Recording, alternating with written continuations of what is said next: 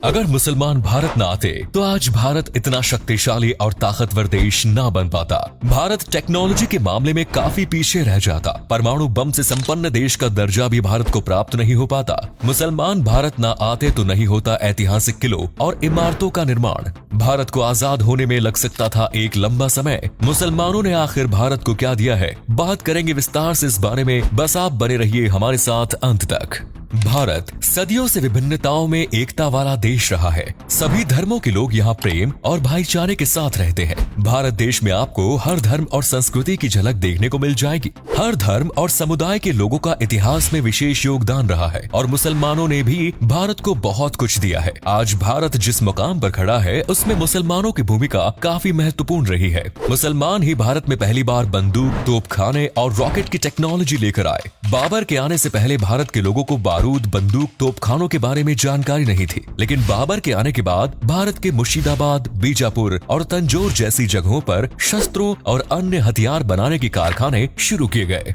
बंदूक और तोपों का निर्माण इन कारखानों में किया गया। मुसलमानों ने भी भारत के कई बड़े शहर जैसे दिल्ली, आगरा, लखनऊ, हैदराबाद, औरंगाबाद की स्थापना की। मुसलमानों के आने से पहले भारत अलग अलग रियासतों में बटा हुआ था। वहीं मुसलमानों ने ही भारत को अखंड बनाया और मुसलमान शासकों के काल में हिंदुस्तान की सीमाएं अफगानिस्तान से लेकर ईरान तक फैली हुई थी। दिल्ली से सरकार चलाने की शुरुआत भी मुसलमानों ने ही की और तब से लेकर आज तक दिल्ली शहर से ही पूरा देश चलाया जा रहा है। भारत में पहली बार रॉकेट का आविष्कार टीपू सुल्तान द्वारा किया गया। टीपू सुल्तान को टाइगर ऑफ मैसूर के नाम से भी जाना जाता है। आज भारत के तिरंगे का जो डिजाइन हम सभी देखते हैं उसे सुरैया तैयब जी ने तैयार किया था। सुरैया तैयब जी ने ही चरखा का चिन्ह हटाकर अशोक चक्र लगाने का सुझाव दिया। मुसलमान शासकों ने देश भर में 10,000 से अधिक गांव और कस्बों का निर्माण कराया। औरंगजेब के शासनकाल के दौरान भारत के पास बेशुमार धन संपत्ति हुआ करती थी। कुछ इतिहासकारों का तो ये भी मानना है कि उस समय पूरी दुनिया में मौजूद धन दौलत में से आधी संपत्ति केवल भारत में ही मौजूद थी। मुसलमानों के शासनकाल के दौरान ही भारत को सोने की चिड़िया कहा जाता था।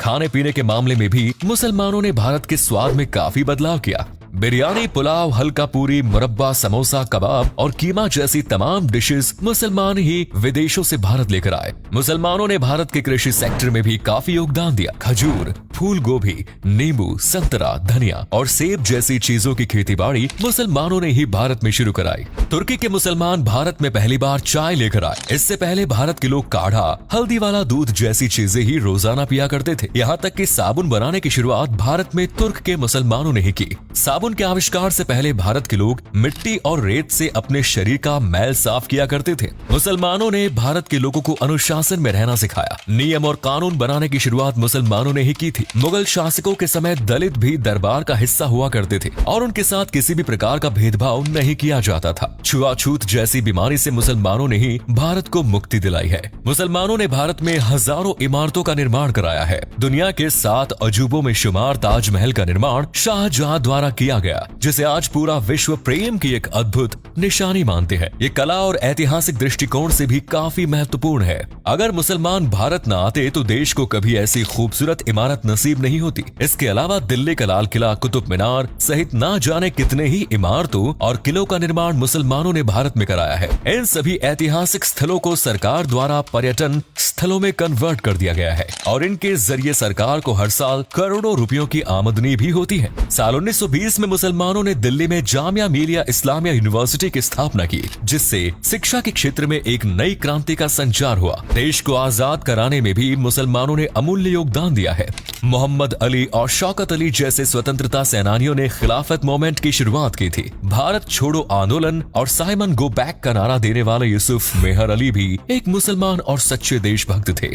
अशफाकुल्ला खान के बारे में आज कौन नहीं जानता। उनका नाम सर्वोच्च स्वतंत्रता सेनानियों में गिना जाता है। भारत के विभाजन का पुरजोर तरीके से विरोध करने वाले खान अब्दुल गफ्फार खान भी एक मुसलमान ही थे। सरफरोशी की तमन्ना अब हमारे दिल में है कविता की रचना बिस्मिल्लाह अजीमाबादी ने की। सारे जहां से अच्छा हिंदुस्तान हमारा जैसे गीत की रचना करने वाले अल्लामा इकबाल एक मुसलमान ही थे। मादरे वतन भारत माता की जय का नारा भी एक मुसलमान अजीमुल्लाह खान ने ही दिया। महान क्रांतिकारी कारी आबिद हसन सफरानी ने सबसे पहले जय हिंद का नारा देश को दिया। मौलाना अबुल कलाम आजाद, आसफ अली और डॉक्टर जाकिर हुसैन जैसे ना जाने कितने ही मुसलमानों ने भारत की आजादी के आंदोलन में बढ़ चढ़कर हिस्सा लिया। डॉक्टर जाकिर हुसैन बाद में देश के राष्ट्रपति भी बने। इसके अलावा देश को परमाणु हथियारों से संपन्न बनाने में सबसे अहम भूमिका निभाने वाले डॉक्टर एपीजे अब्दुल कलाम भी एक मुसलमान थे। वे बाद में देश के राष्ट्रपति भी बने और आज भी उन्हें भारत के इतिहास का सर्वश्रेष्ठ राष्ट्रपति कहा जाता है। वे एक ऐसे मुसलमान थे जिन्हें हर समुदाय के लोग प्यार करते थे। कला और संगीत के क्षेत्र में देश को आगे ले जाने में भी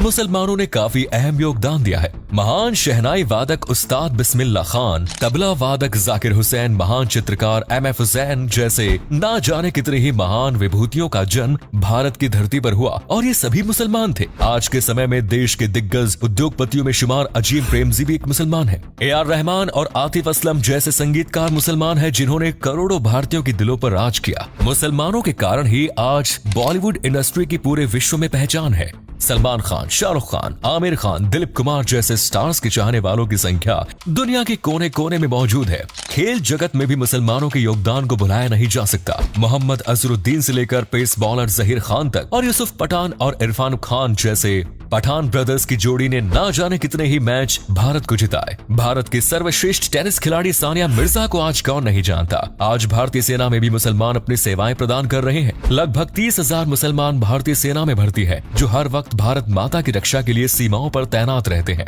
शहीद कैप्टन मोहम्मद अब्दुल हमीद को उनकी बहादुरी और वीरता के लिए मरणोपरांत परम वीर चक्र से सम्मानित किया गया। आज मुसलमान लगभग हर क्षेत्र में अपना योगदान दे रहे हैं। बिजनेस से लेकर सर्विस सेक्टर तक हर जगह मुसलमान देखने को मिल जाएंगे, जो भारत की अर्थव्यवस्था को मजबूत बनाने का काम करते हैं। इतना ही नहीं, राजनीति में भी मुसलमान सक्रिय है। केंद्र सरकार के मंत्रिमंडल से लेकर राज्य सरकारों तक कई बड़े पदों पर मुसलमान लोग बैठे हुए हैं, जो देश के हर छोटे बड़े फैसले लेने में अपनी राय प्रदान करते हैं। आज कई कट्टरवादी लोग ऐसे हैं जो मुसलमानों को भारत का हिस्सा नहीं मानते। ऐसे लोगों को एक बार मुसलमानों के इतिहास के बारे में पढ़ना चाहिए और देखना चाहिए कि आखिर मुसलमानों ने भारत को कितना कुछ दिया है। भारत को फर्श से अर्श तक ले जाने में मुसलमानों की भूमिका बेहद ही महत्वपूर्ण रही है। आज एक हिंदू, बौद्ध, सिख या जैन धर्म का व्यक्ति अपने देश से जितना प्यार करते हैं, उतना ही प्यार एक मुसलमान भी भारत देश से करता है। हजारों मुसलमानों ने भारत के लिए अपना सर्वोच्च न्योछावर कर दिया। काला पानी की सजा पाने वाले अधिकांश लोग मुसलमान ही थे, जिन्होंने अंग्रेजी हुकूमत के खिलाफ अपनी आवाज बुलंद की। मुसलमान सदियों से भारत का एक अभिन्न हिस्सा रहे हैं और हमेशा रहेंगे। तो उम्मीद है आपको हमारी ये वीडियो पसंद आई होगी। दोस्तों, हम उसी भारत देश के निवासी हैं जहां हिंदू मुस्लिम भाई भाई के नारे दिए जाते हैं। इस भाईचारे को कुछ कट्टरवादियों के कहने पर खराब नहीं करना चाहिए। अगर आपको ये जानकारी अच्छी लगी तो इसे लाइक और शेयर अवश्य करें। धन्यवाद।